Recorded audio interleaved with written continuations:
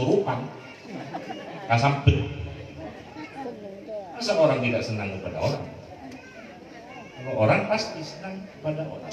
Kalau orang tidak senang kepada orang, sama itu tidak menyenang kepada dirinya sendiri, tidak mensyukuri. Allah menciptakan diri kita ini sendiri supaya disyukuri. Tidak senang kepada orang, tidak senang kepada diri sendiri. Karena kita sama-sama orang, sama-sama manusia. Sekarang contoh di sini saja, Datuk Topan. Tadi saya ziarah. Ya. Dia membangun masjid di mana-mana, itu masjidnya siapa? Tanahnya siapa? Kan tanahnya orang, tempatnya orang, tidak dinikmati sendiri. Setelah bangun ini pindah sana. Bukan menghidupnya, kan tempatnya sendiri saja, tapi menghidupkan tempat-tempat orang. Orang itu baru kenal. Ada yang baru kenal, ada yang sudah lama kenal. Dia hidupkan, bangun masjid di mana-mana. Bukan untuk membesarkan tempatnya sendiri, majlisnya sendiri, atau pondoknya sendiri, atau masjidnya sendiri, yang membesarkan di daerah-daerah, di kampung-kampung, di desa-desa. Memang lebih suka memberi daripada mengharap. Orang baik kan seperti itu. Lebih senang memberi daripada mengharap. Kalau sampian ini, kalau saya dan sampian lebih banyak mengharap kepada yang lain daripada memberi, ini masih belum sehat, masih di sininya belum sehat. Kalau mengharap Allah Subhanahu lebih senang memberi. Kalau memberi, dia tidak membutuhkan orang terima kasih, tidak terima kasih, itu tidak mengurus, tidak ada. Terima kasih, tidak terima kasih. Tapi kalau orang memberi, membantu kepada kita, pasti akan selalu dikenang oleh kita. Karena mengingat jasanya orang, itu bagian dari syukur kepada Allah. Man lam yashkurin nasa, lam yashkurillah. Barang siapa yang tidak tahu berterima kasih kepada manusia, dia tidak tahu jalannya syukur kepada Allah. Mengapa harus baik kepada orang tua? Mengapa diajari berbakti kepada orang tua? Anishkurli wali baik, bersyukurlah kepadaku dan kepada kedua orang tua. Tuamu. Pada orang tua yang menciptakan juga Allah semua. Karena berbakti kepada orang tua, bagus kepada orang tua, itu menjadi syukur kepada Allah. Salli ala Muhammad. Kalau selalu mengharap kepada orang daripada memberi, itu masih belum sehat. Ini termasuk contoh di sini saja. Guru Datuk Topan yang namanya itu Muhammad Saleh, ya. Guru besar Muhammad Saleh. Allahumma shalli ala Muhammad. Saya ini bertemu langsung dengan orang yang seperti ini. Dia membangun masjid, ya, kurang lebih 200, sama dengan di sini. Saya bertemu langsung dengan orang. Bertemu di Jawa, dia membangun masjid di mana-mana. Dia sendiri yang menggambar, dia sendiri yang membantu sampai titik, sampai selesai. Dia mengeluarkan dana kalau bangun, saya semin dan besinya, dan ininya, lainnya masyarakat, selalu bersama-sama masyarakat. Itu sampai kira-kira itu sudah 200 masjid, lain madrasah, lain musola. Dia membangun pondoknya siapa? Dia membangun orangnya, pokok orang itu akhlaknya bagus, punya ilmu, langsung, tapi tidak punya tempat. Dia bikinkan tempat, setelah dibikin pindah lagi. Sampai ada orang, ya, dari gubernuran, dari pusat datang ke kiai ini. Kiai Sofian selalu bangun di sana, bangun di sana, bangun di sana, bangun di sana, masjid di sana, madrasah di sana. Pondoknya sendiri kecil,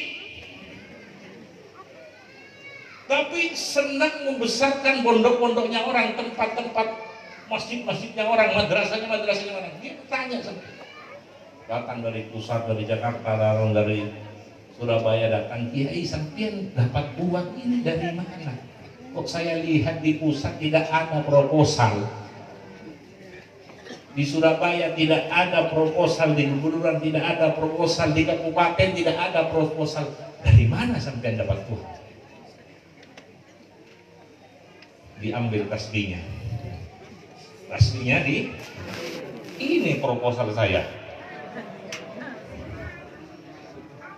Sallallahu alaihi. Ini proposal saya. Dia diundang orang kemana-mana, diundang kemana-mana diundang. Kalau dia dikasih uang dengan orang, tidak pulang ke rumahnya, langsung ke toko bangunan, dijadikan semen. Jadi semen itu ribuan, besi itu luar biasa banyaknya. Kalau mau bangun apa, tinggal ngambil. Kalau punya uang dia langsung, bukan ke bank, langsung ke toko besi, toko semen, jadi ngambil. Salli ala Muhammad. Bangun di sana bahasa. Salli ala Muhammad.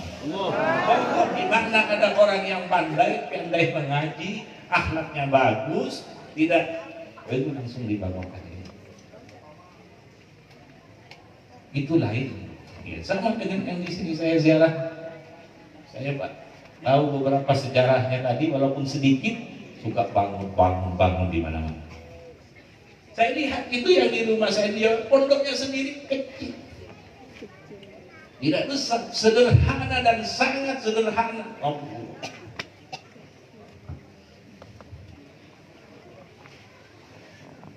Karena dia yang dicari ridhonya, ingin membesarkan misinya Nabi, ingin membesarkan cita-cita Nabi, bukan untuk membesarkan dirinya sendiri. Tapi apa yang mau dibesarkan? Misinya Kanjeng Nabi Muhammad. Apa yang mau dibesarkan? Cita-citanya Kanjeng Nabi Muhammad. Apa yang mau dibesarkan? Perjuangannya Kanjeng Nabi Muhammad. Bukan dirinya. Itu lebih cinta kepada Nabi daripada kepada dirinya.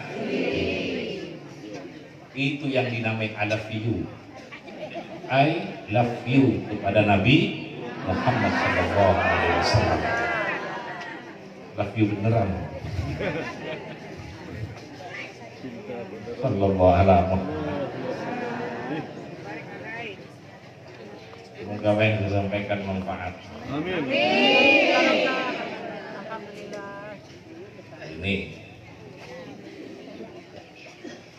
apa yang keempat lagi, kembali kepada yang tadi pesannya seorang guru kepada muridnya.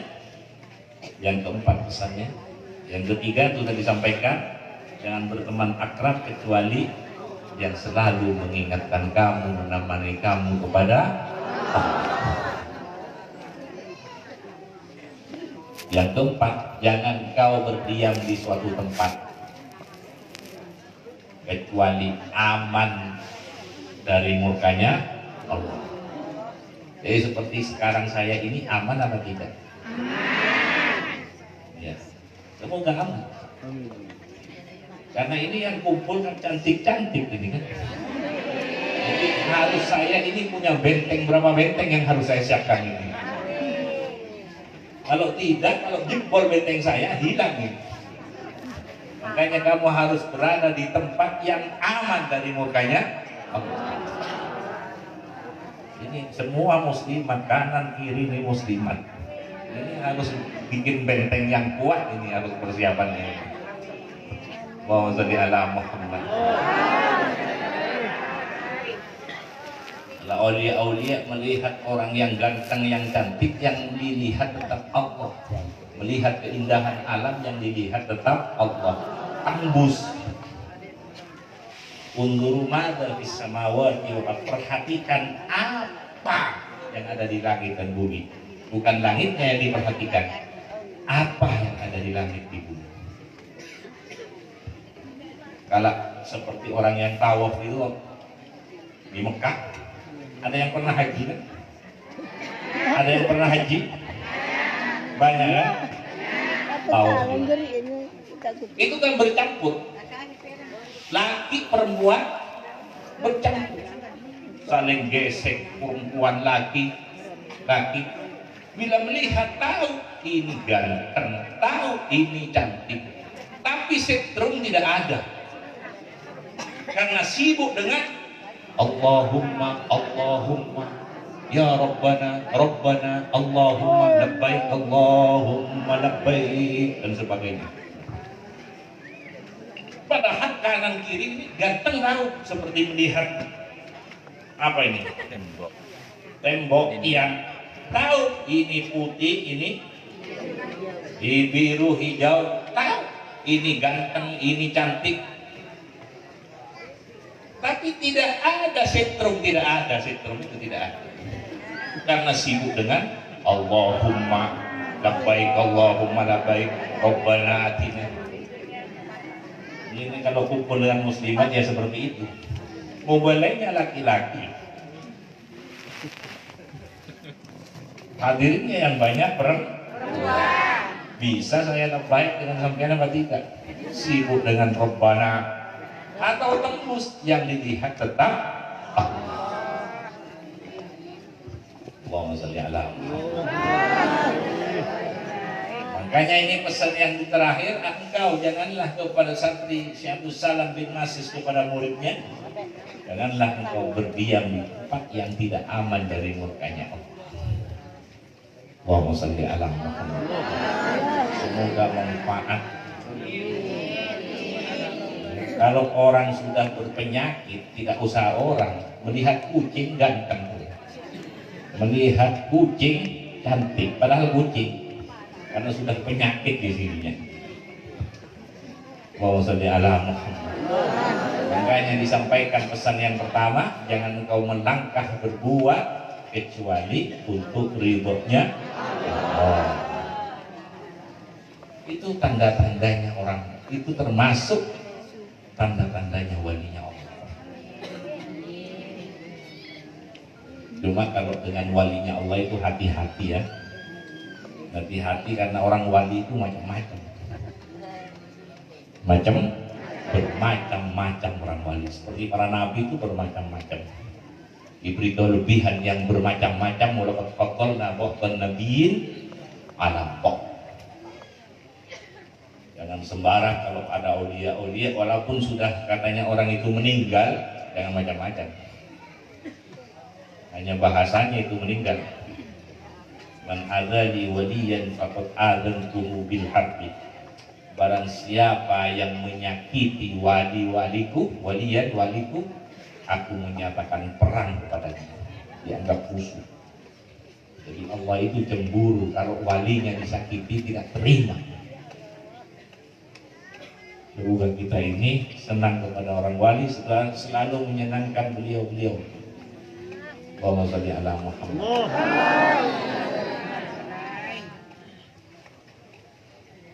Terusannya ini hadis qudsi. Ma taqarraba ilayya 'abdi bi syai'in ahabbu ilayya mimma aftaradtu 'alaihi. Ma taqarraba ilayya bi syai'in ahabbu ilayya mimma aftaradtu 'alaihi. Tidak mendekat kepadaku hambaku dengan sesuatu yang paling aku cintai, yang lebih aku cintai, dan yang lebih dari yang difardukan olehku kepadanya. Jadi mendekatkan diri yang paling dicintai oleh Allah, yang paling disenangi oleh Allah, apa? Bersungguh-sungguh, ikhlas bersungguh-sungguh melaksanakan yang difardukan oleh Allah, yang diwajibkan. Itu yang paling mendekatkan dan paling disenangi. Kan yang di fardu-fardu ini jangan main-main, karena itu paling mendekatkan dan paling disenangi, paling dicintai. Ini hadis qudsi ya. Ma taqarraba ilayya 'abdi bi syai'in ahabba ilayya mimma taraktu alaihi. Jadi yang fardu ini yang paling mendekatkan dan paling dicintai oleh Allah. Dan yang fardu-fardu itu ada zuhur, asar, maghrib, isya, subuh, dan ada fardu-fardu lain-lain, ada fardu batin, ada fardu zahir, ada puasa dan sebagainya. Kalau sunnah-sunnah itu termasuk yang dijalankan itu sebagai syukur kepada Allah. Karena kita ini diberi badan, diberi rohani, masih diberi memperoleh perintah dari Allah. Bersyukur kita ini karena disuruh-suruh oleh Allah. Ada cerita,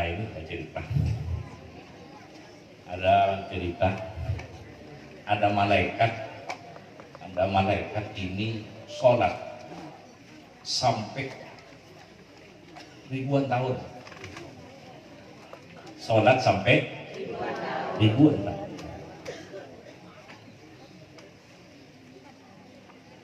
Ini cerita.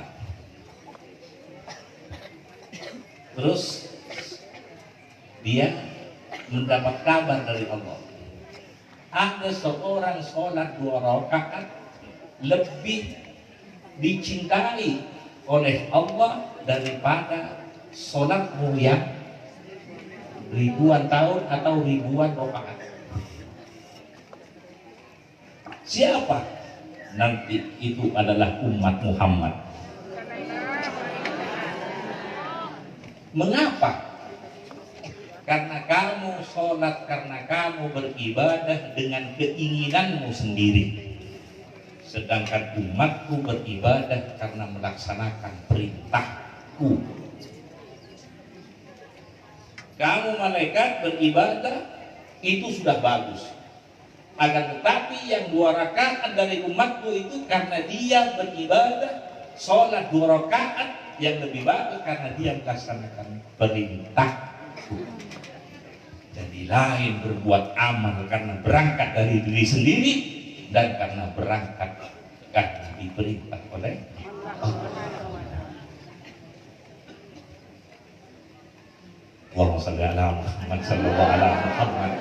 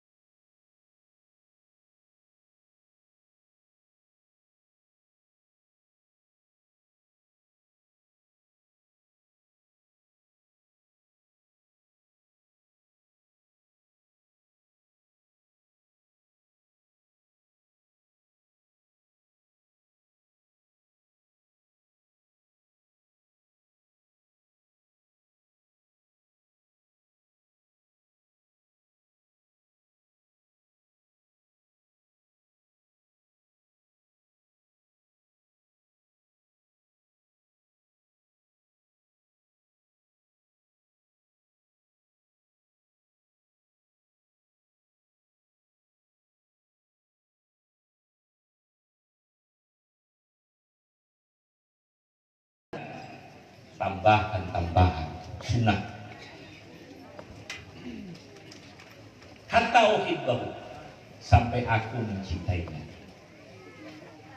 Jadi sunnah ini kalau orang senantiasa menjalankan sunnah atau tambahan senantiasa terus sampai aku mencintainya. Apabila aku mencintainya, bila ahbabtuhu kuntu sam'ahu alladhi yasma'u bihi wa basarahu alladhi yubsiru bihi wa yadahu allati yabtishu biha wa rijlahu allati wa yadahu allati yabtishu biha wa rijlahu allati yamshi biha wa in sa'alani la'utiyannahu wa in ista'adani la'u'idannahu. Bila telah melakukan selalu senantiasa fardu, iya, senantiasa sunnah-sunnah, iya, sampai aku mencintainya. Bila aku mencintainya, gimana? Kuntu sam'ahu, aku bagaikan pendengarannya, aku adalah pendengarannya yang digunakan, aku adalah pendengarnya yang ia gunakan. Contohnya yang pertama ya, kalau yang paling puncak itu Kanjeng Nabi Muhammad. Makanya pendengarannya Kanjeng Nabi Muhammad yasma'u sarirul qalam. Pendengarannya Nabi Muhammad kalau ingin mau mendengarkan ke atas bisa mendengarkan gerit-geritnya kolam yang tertulis di lauh mahfuz. Ini tidak pakai HP ya. Pendengarnya tidak pakai HP, langsung bisa mendengar, bukan hanya di langit tapi sampai lauh mahfuz, bisa mendengar apa yang ditulis di sana. Allahumma sholli ala Muhammad. Seperti dulu itu antar sunan-sunan, dia kalau ada acara kumpulan pertemuan rapat, bilang dari sini, dari Jawa Tengah ke Jawa Barat, Indonesia ada kumpulan di hari ini. Wah, itu sudah mendengar. Itu HP dulu. Sekarang sudah bisa bukan HP semua. Sallallahu alaihi wasallam. Basarahu ila sab'i tibaqi sab'i. Pandangannya ini bisa melihat langit 1, 2 sampai 7, ini bisa melihat. Tajam penglihatannya. Allahumma sholli ala Muhammad. Ya karena apa? Karena kuntu sam'ahul ladzi yasma'u bihi. Semoga ini manfaat. Tangannya, aku bagaikan tangannya yang ia gunakan, aku tangannya yang ia gunakan.